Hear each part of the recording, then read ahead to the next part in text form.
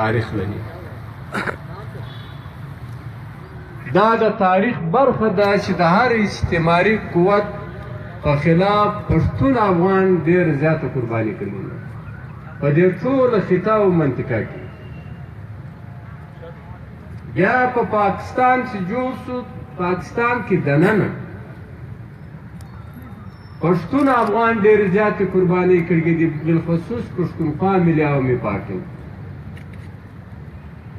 خان شهید عبدالصمد خان اڅکزی، د توبې شهیدان، د 7 اکتوبر شهیدان، د 11 اکتوبر شهیدان، د ګلستان شهیدان، د پښتون آباد شهیدان، او په کراچۍ کې د 12 مئی شهیدان. تر هغه مخکې له شپږ اتیازه چې د بشرا عزیز کیس را روان دی، د پښتون په توګه په زرګونو او د پښتونخوا ملي عوامي پارټۍ په توګه هم معنا تر 10 12 15 ملګرو زیات موږ شهادتونه ورکړي دي. د دې دپاره چې افغان وطن له فرنګي خلاصول غوښتي، چې پاکستان نه و،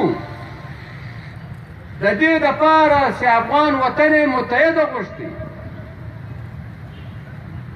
بیا په پاکستان کې دننه د دې دپاره دا شهادتونه، دا د خان شهید جیلونه او د زرګونو انسانانو جیلونه، د دې دپاره د پښتونخوا وطن، د محکوم پښتونخوا وطن د وحدت دپاره د بولانه ته چتراله، د دې دپاره د پنجاب د استعماري قوت سره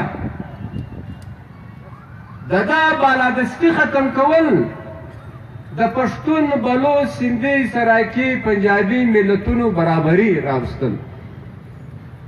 او د دې دپاره دا شهادتونه، دا قربانۍ چې په ملک کې به د پارلمنټ بالادستي، د آئین او د قانون حکمراني به وي، مارشالاګانې به نه وي، جمهوریت به وي، د انساني حقوقو پاسداري به وي، او د ملتونو به، د قومونو به پر خپله خاوره خپل اختیاري، پر وسایلو به خپل اختیاري، او په خارجه او داخله پالیسي کې به ونډه وي، مرضي به وي، د ده بې خوښې به نه کېږي. او زموږ پخوانی صوبه بریټیش بلوچستان، جنوبي پښتونخوا بحالي به وي، د پښتون بلوچ برابري به وي، عدل به وي، انصاف به وي، روزګار به وي، تعلیم به وي، زمینداري به وي، معدنیات به وي، کارخانې به وي، تجارت به وي، او د سرکار د ملک ټولې ادارې د ولس په خدمت کې به وي. نو وروڼو، دا شهیدانو د دې دپاره دا قرباني کړي وو. تر پاکستان مخکې، تر پاکستان وروسته قربانۍ د دې دپاره کړي وې. او د شهیدانو قربانۍ وینې چې دي، دا ګوند نه کمزوري کوي، دا پاچیانې نه کمزورګي کوي، دا د شهیدان طاقت قوت ورکوي. دې ګوند ته ورکړی دي، که د خان شهید غو، که د 7 اکتوبر غو، که د 11 اکتوبر غو، که د پښتون آباد شهیدانو که نو، دا دې پارټۍ ته توان ورکړی دی، طاقت یې ورکړی دی، قوت یې ورکړی دی. قربانۍ باندې، پارټۍ وهلو باندې، پارټۍ وژلو باندې په دې پارټیانې په تاریخ کې نه دي ختم شوي. دا نور توان او طاقت پیدا کوي. وروڼو، نن چې د ملک کم موضوعات دي، دا موضوعات ډېر سنجیده دي، او ځینې سیاسي پارټیانې د دې دپاره ډېر غیر سنجیده رویه خپله کړې ده. او راتلونکي تاریخ کې چې هره پېښه کېږي، هغه سیاسي پارټیانې به هم د دې ذمهواره وي چې دې سنجیده موضوعاتو ته ډېر غیر سنجیده اپروچ کوي، ډېر غیر سنجیده موقف چې دوی وړاندې کوي په دې ملک کې. دا به تاریخ ته دوی ذمهواره وي. فاټا چې ده، پاچا چې دا متحده هندوستان و پاکستان نه و پاچا د متحده هندوستان برخه نه وه نیم خود مختیاره وه لاهوریان اسلام آباد والا بیا خامخا د دوی نیم خود مختیاري مني پر پاچا باندې عوامي نیشنل پارټۍ یو څو ورځې مخکې یو سیمینار یې کړی دی د پښتونخوا ملي عوامي پارټۍ د ټولو کارکنانو دا خواست کوو د دې سیمینار له اوله سره تر اخره د دې ویډیو خامخا وګورئ تاسو به حقیقت معلوم سي چې د نورې پارټیانو رابري څه ویلي دي ستا رابري څه ویلي نو دا ډېر لازمي دی او ضروري دی داسې نه دی چې پښتونخوا ملي عوامي پارټۍ پر چوک باندې ودرېږي خبره کوي معنا د ټول پښتون تر مخې خپل موقع پېښوي مشر چې کوم مجلس کړی دی او د نورو پارټیانو مشرانو چې کوم مجلس کړی دی دا پکار چې ملګري واوري او په ټول ولس ته وایي چې دا مجلسونه واوري راستۍ قضاوت وکاستئ چې د منځنۍ پښتونخوا په حواله باندې کم موقف د کوم پارټي موقف چې دی دا ګټور دی قضاوت به ولس کوي او بالخصوص د پاچا ولس به کوي ولې زغلي د پاچا ولس نه راځه ولې موجوده حکومت زغلي ولې دا د پاچا د زمان پاکې پارټیان زغلي دا پاچا د ولس نه راځه ولې ستا اشتبیشمنټ د پاچا د ولس نه راځه زغلي په دې زغلي چې پاچا ولس زمان نه مني او مرشتي په ویتنام کې به غږېدو مرشتي په عراق کې غږېدو مرشتي د پاچۍ په توګه باندې په فلسطین کې غږېدو موږ به په پاچا خامخا غږېږو زموږ وطن دی که څوک خوا به دی که نه به دی یعنی په پاچا کې به د انقلاب فاروق ستار غږېږي په پاچا کې د مصملي کاب چودریان غږېږي په پاچا کې شوکت ترین غږېږي په پاچا کې اصل بزنجو غږېږي موږ به نه غږېږو ډېر زبردست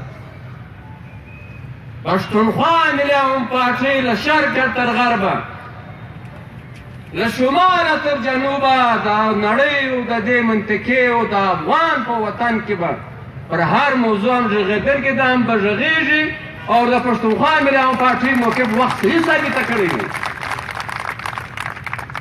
دا ویډیو واورئ زه به په دې بیا دا تکرار کوم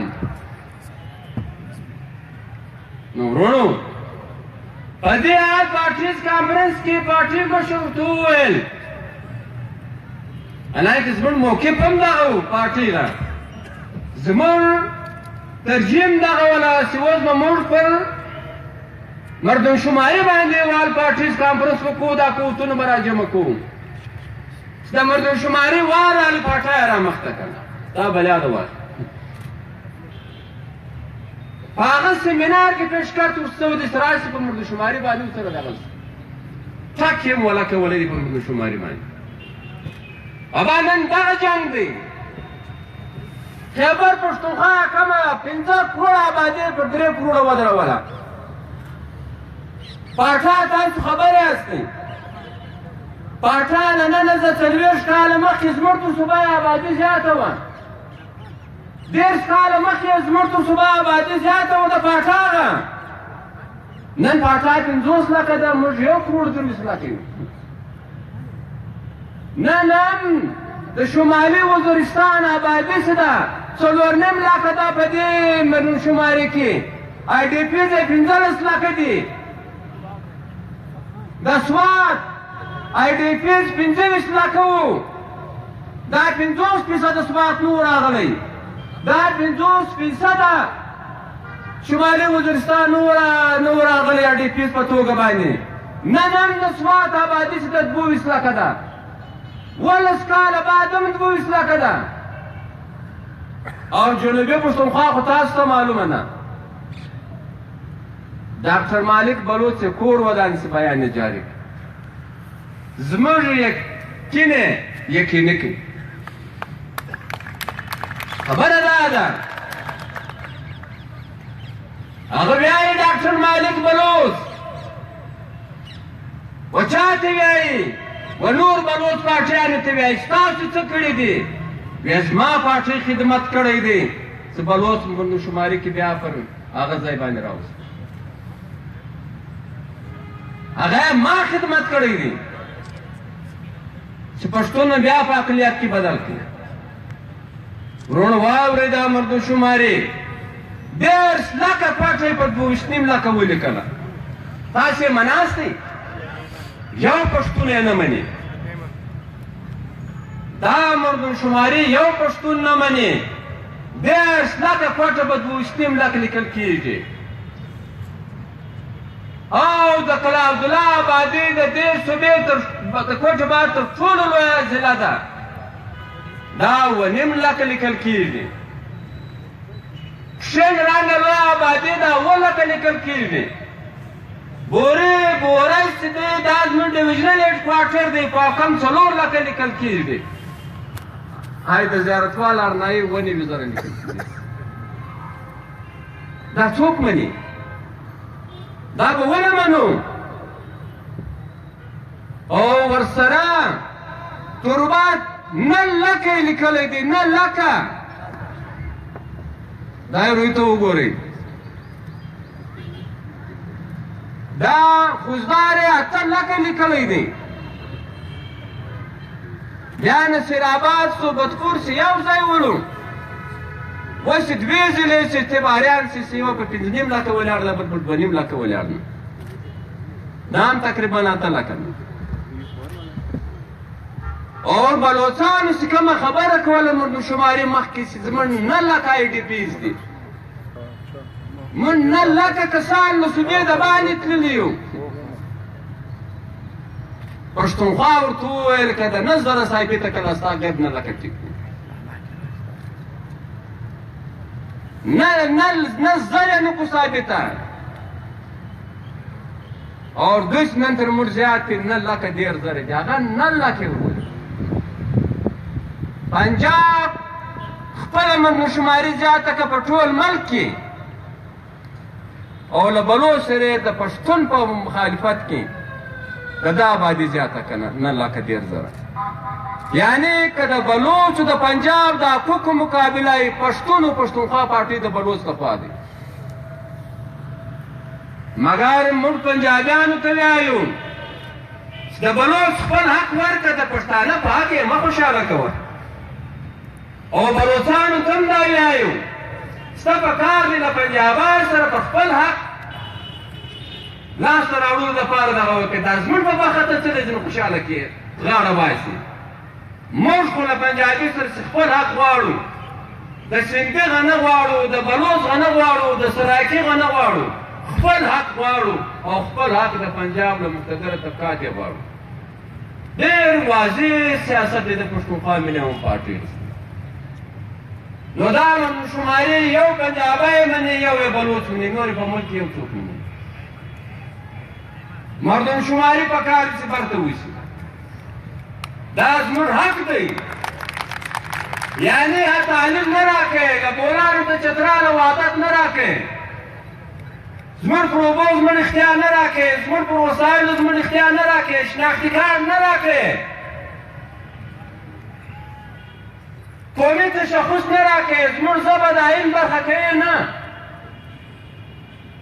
دا سرونه خو راوسمره دا سرونه هم زموږ نه سمرلو ته نه پرېږدي ته مناسې هر سر ته کور ورکړي وار سر ته تعلیم ورکړي وار سر ته علاج ورکړي وار سر ته روزګار ورکړي وار سر ته تحفظ ورکړي امن ورکړي د پښتانه او د افغان نه او د ملک په حکمرانۍ کې برخه ورکړي دا خو نه دی نن پښتون افغان په دنیا کې بې عربو ماشوه د هر ملک شریعت لري یوازې د پر خپل وطن پراته له بوران که چتراله د دې شریعت د پښتون معلومه دی 3 لکه شناختي کارت یې بند کړي وو کارخان په کمیټۍ کې دی 1.5 لک یې خلاص کړ دا 1.5 لک یې ول موږ په پروسسکو په عمل کې اچو منا غیر ملکیان دي اوس یې بیا بله پالیسي روانه کړې ده چې موږ ټول پښتون چې یو د غیر ملکیانو په درجه بندي کې اچولو چې له سره به د غیر ملکي دپاره کوم شیان غواړي هغه به د هر پښتون دپاره اوس بیا غوښتل کېږي دا پالیسي د نادرا او د پنجاب او د اسلام آباد هم نه مني پښتونخوا ملي پارټي یې نه مني دا اوس پر پرس کلب ولاړو هغه دې مني خبره دا ده چې د دا ملک مشکلات دا وخت دا دي چې دا امریت او جمهوریت غوښتونکو تر مابین یو جنګ روان دی مقابله روانه ده کشمکش روان دی او د دې کشمکش واحده وجه دا ده چې معنا جمهوري قوتونه پښتونخوا ملي پارټۍ د پښتونخوا ملي پارټۍ قیادت څه دی دا د پارلیمنت بالادستي غواړي دا د آئینو د قانون حکمراني غواړي دا په سیاست کې د فوجي ادارو مداخلت نه مني د انټيليجنس ادارو مداخلت نه مني په سیاست او پارلیمنت په حکومتونو کې نه واوري ورونو په صوبایي حکومتونو کې مداخلت روان دی د انټيليجنس ادارو په مرکزي حکومت کې مداخلت روان دی د انټيليجنس ادارو په پارلیمنت کې مداخلت روان دی په صوبایي اسمبلیانو کې مداخلت روان دی د انټيليجنس ادارو زموږ په صوبه کې د پښتون بلوچ شریک صوبه کې انټيليجنس ادارو متبادل حکومت جوړ کړی دی یو هغه حکومت چې ولس ووټ کړی دی یو د هغه چا حکومت چې د ولس تنخوادار دي د ولس ملازمین دي تنخوادار دي هغوی د ځان د حکومت جوړ کړی دی ورو یو په صوبه کې به یو حکومت دی دا هغه چا حکومت به چا ولس ته اختیار ورکړی دی چا ووټ کړی مګر نن ټول اپوزیشن پارټیانې د دې صوبې خاموشه دي د خوږه غیر ده پر پښتونخوا خدای څه درګایږي ته خو پردیس یو ورغېږ د عادت افسي څه کوي دا له بلېلې راواخې بیا هغه تر ګرنګه پورې د چمن د کوژکه ګرنګه پورې بیا تر ژوبه تر هغه ولاړ شه تر درازنده پورې بیا تر مصطفې تر باواټې پورې دوی څه نه دي کړي سپین ږیرې زنانې راکښتې کړي غوږونه به نیسي دا واورئ دا تضیق د پښتون افغان پښتونخوا ملي پارټۍ نسي هېرولی اور موږ به څنګه پر ته شنیته کېږو ته زموږ قوم تذلیل کوې ته زموږ قوم له رزق ګرځې رزق پر بندې عزت نفس مجروح کوې د زنانو تلاشي اخلي ابلو له چمنه زه فوټوګانو زنانې د یو چا خور مور لور کوچني ماشومان یې خدای کړي په جیلو کې دختولې ستاسو ایمانونه موږ ته معلوم دي تا یو قاتل تا جیل ته نه واستولی تا یو دهشتګرد جیل ته نه واستولی تا یو ډرګ مافیا جیل ته نه واستولی تا یو اغواکار جیل ته نه واستولی ته زموږ خویندې میندې جیل ته استې دا رویه چې ده دا رویه وادي وړي په دې دوی خوا به دوی په دې په کس کې کومه دا رویه اسرائیل ډېر ظالم قوت دی ډېر ظالم ملک دی ډېر غلیظ سیاست یې دی دا ظلم اسرائیلیانو له فلسطینیانو سره نه دی کړی لکه په پاکستان کې چې د پښتون افغانو سره روان دی. غږېږو به لا هم نه پر دې ظلم باندې. ستا زموږ د قوم عزت نفس مجروح کوې. تا ولې ارنایي کې ماینونه بند کړل؟ خلکو ته ویلو ارنایي کې هغه خالص د اف سی پی حمایت کې وو. بیا دې بیا ما ورته ویله د لګانو تېر څنګه زموږ حفاظت نه کوو. افسران یې راغوښتي وو. تا ته زه تنخوا د دې دپاره کوم چې زما تحفظ به کوې، د ولس تحفظ به کوې، زه به ستا تحفظ څنګه کوم؟ زه به ستا ته تنخوا درکوم، تحفظ به ته کوې. تا نن په سوی کې په مختلفو ځایونو کې په ضلعو کې ستا څه کار است پر نالۍ ګرځې؟ ستا څه کار است پر واټر سپلایي ګرځې؟ ستا څه کار است پر ټپټایل ګرځې؟ دا ستا کار نه دی. ولس ته د ولس نمایندګان شته، کونسلر شته، چیرمین شته، میر شته، وزیر شته، مشیر شته، صوبایي اسمبلی شته، د صوبایي اسمبلی ممبران شته. دا ستا کار نه دی. زموږ د صوبې ټول انتظامیه مفلوجه ده. هغه ته وایي د صوبایي حکومت به نه منې، زه څه وایم هغه به کوې. او دا صوبایي انتظامیه دا غیر عیني کار کوي. د منتخب حکومت د اسمبلۍ نه مني او د نور خلقه به مني. دا بل څه حکم ورته کوي، دا غیر عیني حکم کوي. موږ یوه خبره وکړه مشر، افغانیا او پښتونخوا پښتونستان اسمان یې پر دا بله خوا راواړوئ.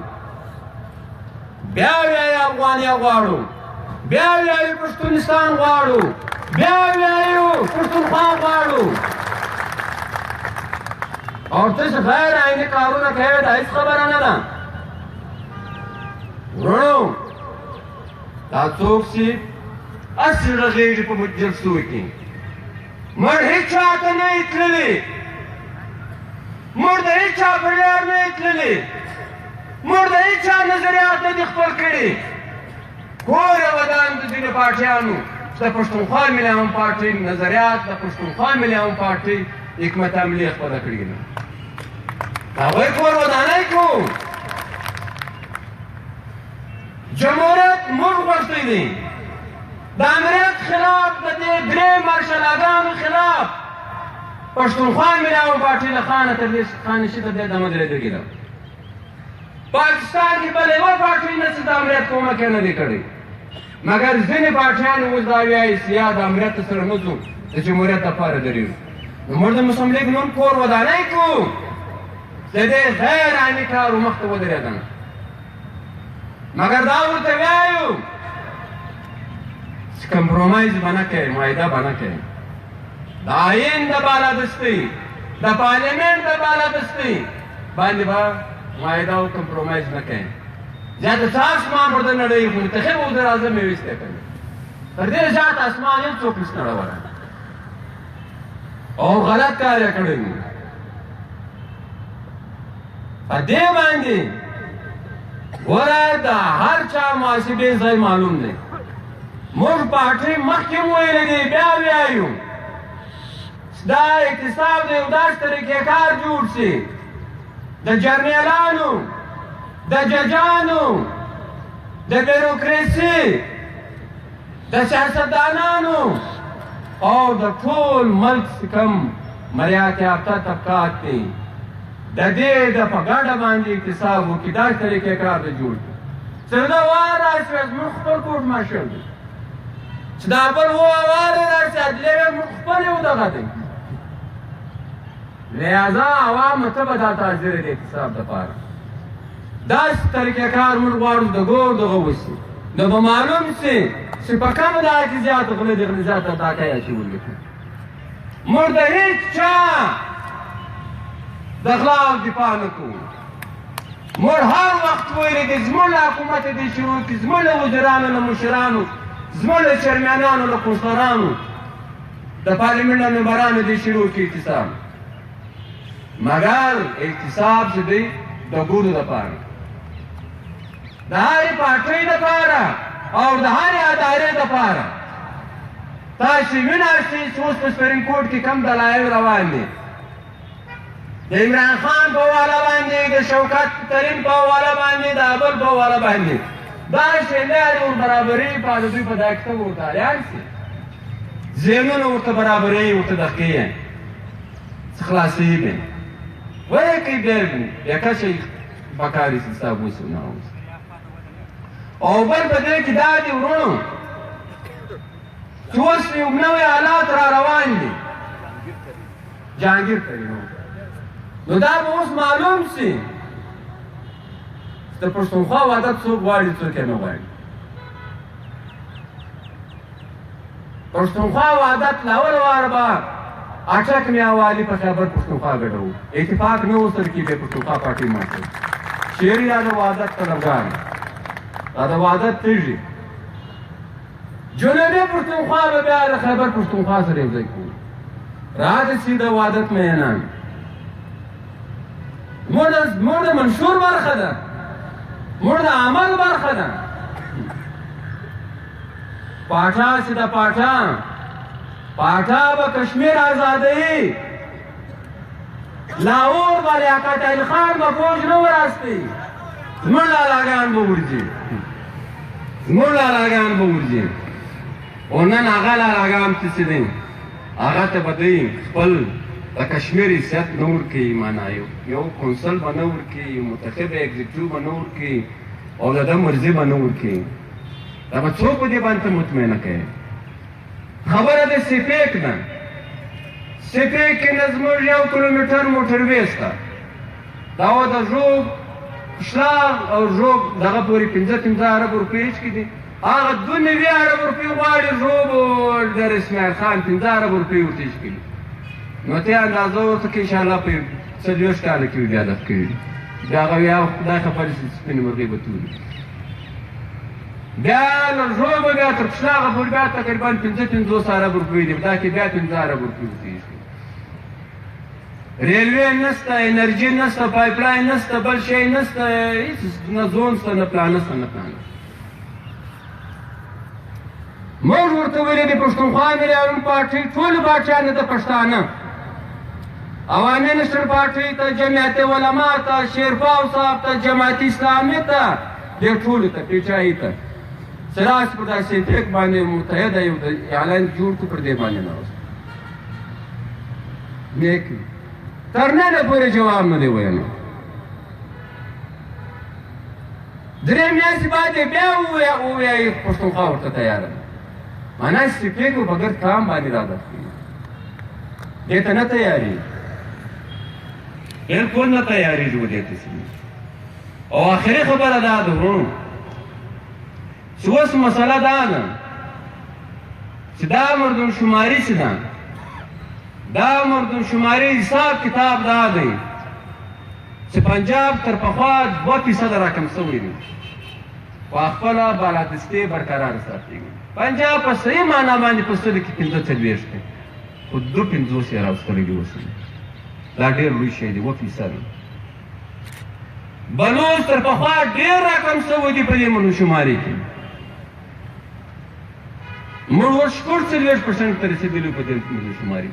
دا ځینې ملګري دا ځینې پښتانه به دا حساب کتاب وي، بلوچ په سر څو دي، پښتون په سر څو دي، دا حساب دارنګه نه دی د مردمشماري. ورونو وطن معنا د وطن حساب وکړئ، څوک به ورسره جلا کوي چې په خوزدار کې چې پښتون څو دي، بلوچ څو دي، یعنې بلوچي علاقه کې کم سے کم 1.5-2 لکه پښتانه دي. تربت له ولاړ شه، چاغي له ولاړ شه، نوشکي له ولاړ شه، مستنګ نمی دی، خوزدار له ولاړ شه، لسبیله کې په زرګونو تر نصرآباده پورې تر ابلانه ضعیفونه، مګر دا 1.5-2 لکه پښتانه چې دي دا په ده کې شمار دي، دا د ده وسیلې ته فایده ورکوي، دا د ده په ضلع کې راغلو، ته دارنګه نه شې جلا کولی. سګر سره مثال په تربت کې 4 لکه پښتانه یې دا زموږ لپاره فایده نه کوي، دا خو د ده د ضلع آبادي زیاتوي. زموږ دا 12 ضلعې دي پر دا بنیاد وشمېرې، او د ده چې دا نورې ضلعې دي پر دې بنیاد وشمېرې. نو لہذا موږ شپږ څلوېښت پرسنټ یو. دا څلور ولې زیات دي؟ دا هغه 9 لکه دي.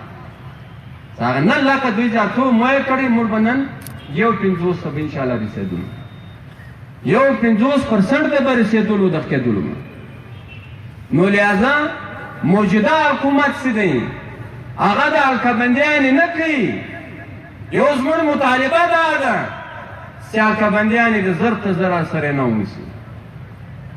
دې کې پښتانه ته بیخي ډېره لویه فایده نه، بیخي ډېره لویه فایده نه، بالخصوص کوټې ته ډېره لویه فایده نه.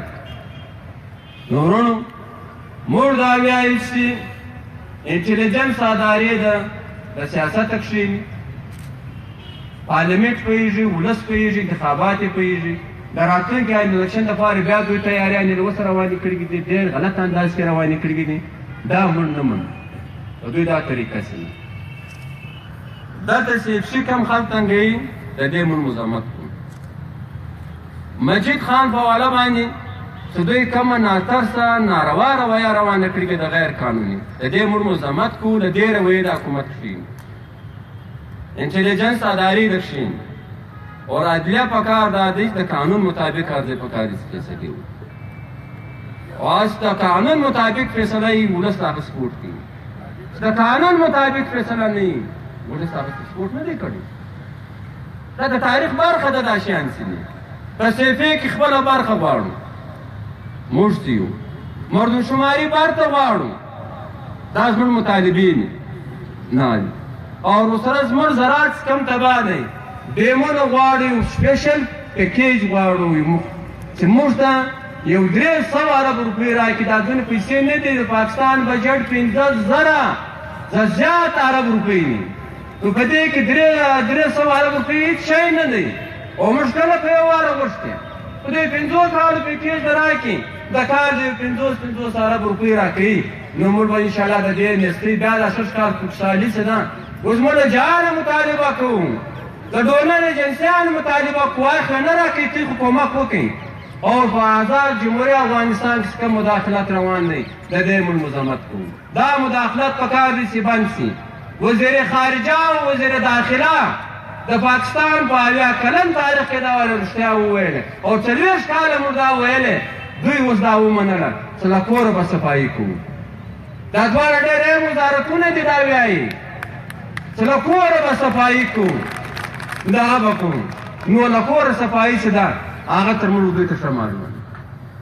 پنجاب کې 40 کلادم تنظیمونه دي، د 40 سره ریګولر دفترانې لکه د پښتونخوا پارټي. او اوس خو دغه د الیکشن ټیم را روان کړي. وایي به ته ګورې بیا په کوټه کې چې څه جنډیانې به وي، څه نومونه به وي، څه ځګونه به وي په الیکشنونو کې. بیا دا موږ چې دی په قومي دایره کې شاملو، معنا توپک به مو ورسره وي او د ووټ تماشه به مو ورسره وي. و د دا خواته را توپک نه پرېږدي چې سیاست په شروع کړي. بیا توپک د سره کښېږده دا خبرې له راسه. او چې توپک ورسره یې دا خبرې له راځي، دا به دومره لوی تباهي چې توبه کوي. خو ډېره مهرباني کورمونه.